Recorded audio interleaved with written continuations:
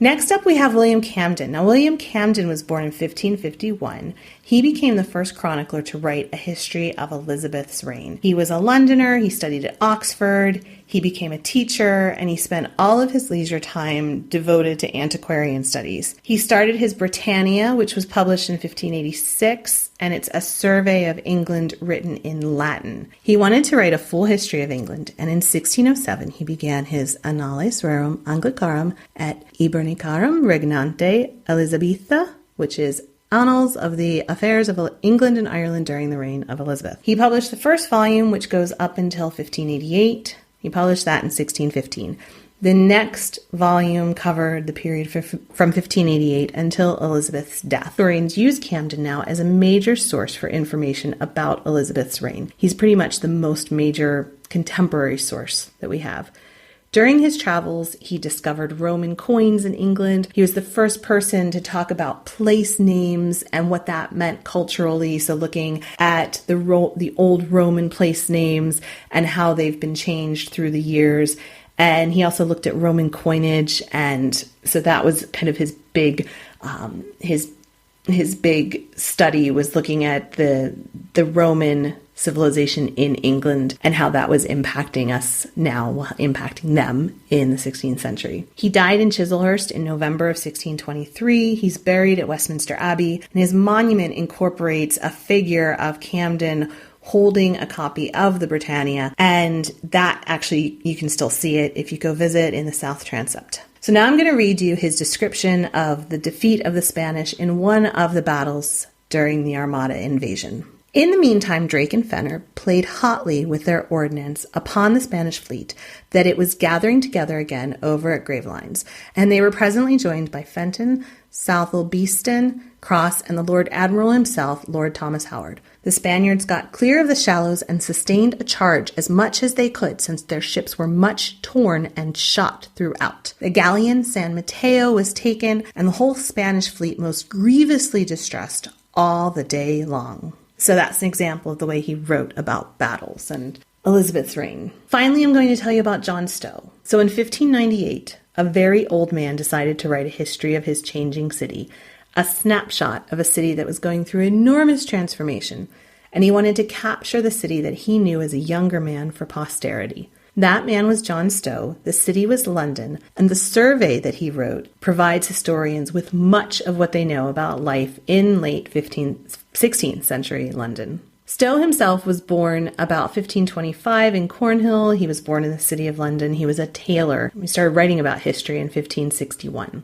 And he saw this task of capturing changing England as a mission. It was like what he wanted to give to posterity. He wrote, "I, seeing the confused order of our late English chronicles and the ignorant handling of ancient affairs, leaving mine own peculiar gains, consecrated myself to the search of our famous antiquities."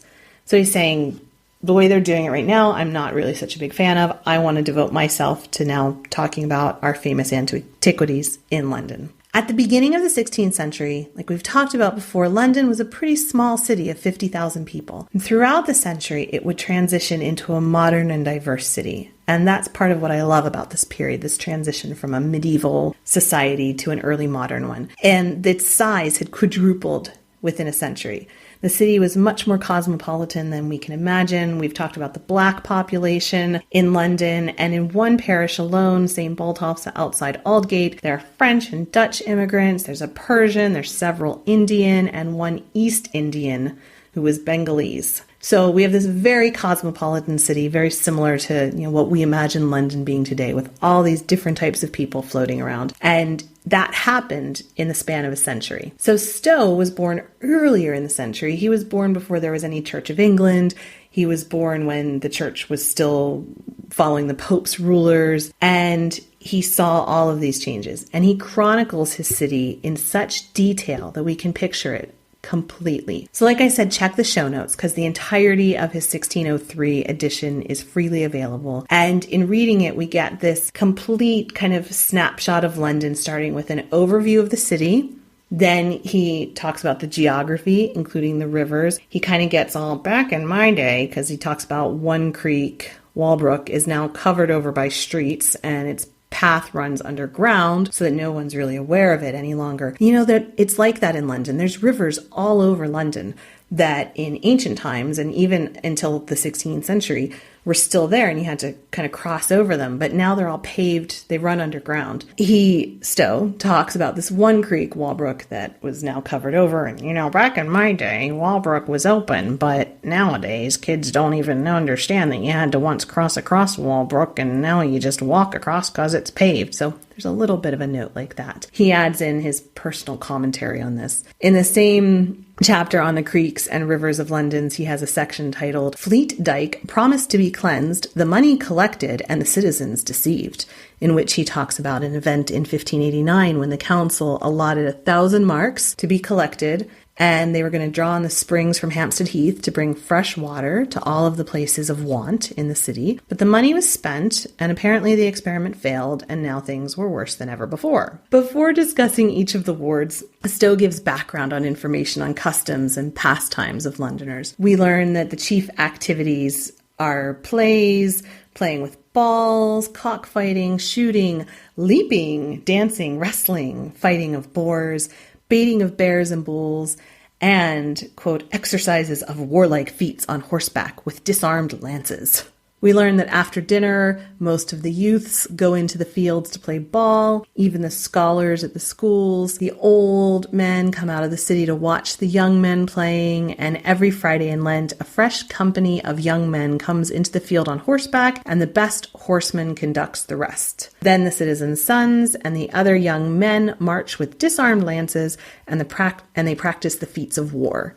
He then describes what the activity looks like, how you win or lose, and it's so clear that, you know, as you read this, you can clearly imagine Finsbury Fields bright and bustling with these games. Stowe then goes on through each ward and each suburb. He includes Southwark, Westminster. He discusses the notable homes in each place, who lived where, the history of who had each home, what the streets were like. He talks about the Gallery of Whitehall and the tennis courts and the parks. Each ward is thoroughly dissected. Its history and customs and activities are discussed. But like I said, there's often this air of, I'm an old man and my city is changing and I don't always like it with him. How do you like that voice? So in the early section on the rivers, he talks about how in the past there were so many fresh brooks and waters that are now decayed. He talks a lot about things like that. So you should totally read it. If you love London, if you live in London, you should read this book and get a picture of the vibrancy of the city almost 500 years ago. And like I said, I link to it in the show notes. So that concludes the 3 chroniclers I was going to talk about. But what of our opening story? What about Henry Machen?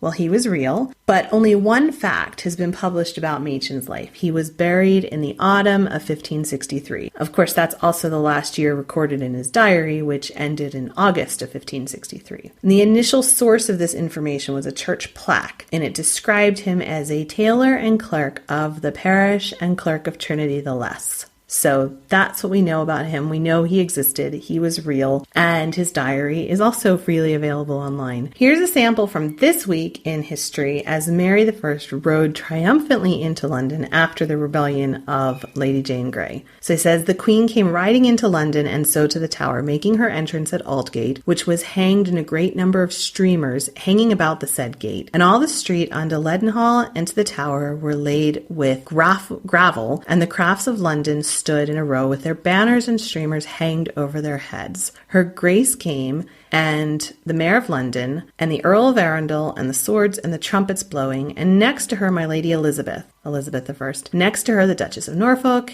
and the Marquess of Exeter, other ladies, and after her the aldermen, and then the guard with bows and javelins, and they all departed in green and white, and red and white, and blue and green, to the number of horses and spears and javelins. So you get this real clear picture of Mary coming in and what she was wearing, and all of these people with all of the banners and everything hanging around, and all of the people riding with her. And you can really start to get this clear picture of what it was like. And The descriptions are just brilliant. So I hope this episode has inspired you to read some of these chronicles and discover the vibrant way that people were talking about their history during this time period. Like I said, head on over to englandcast.com for the show notes. You can get links to most of these freely available online. And while you're there, don't forget to check out the Tudor Summit and sign up for that. And remember, you can support this show through Patreon at patreon.com/nomadchick.